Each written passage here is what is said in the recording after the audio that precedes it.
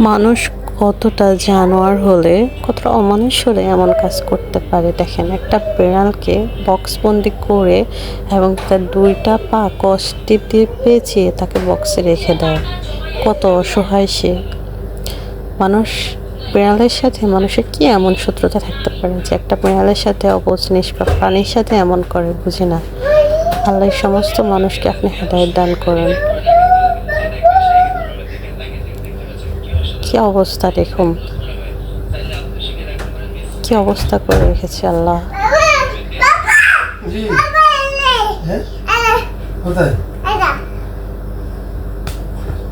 কি অবস্থা করলো বেড়াটার সাথে, বলেন কি ঠিক হলো?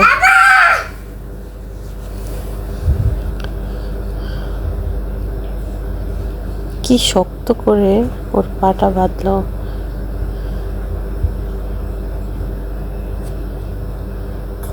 যে লোকটাই বিড়ালটাকে বাঁচিয়েছে, আল্লাহ তাকে নেখায় তারাস করুক।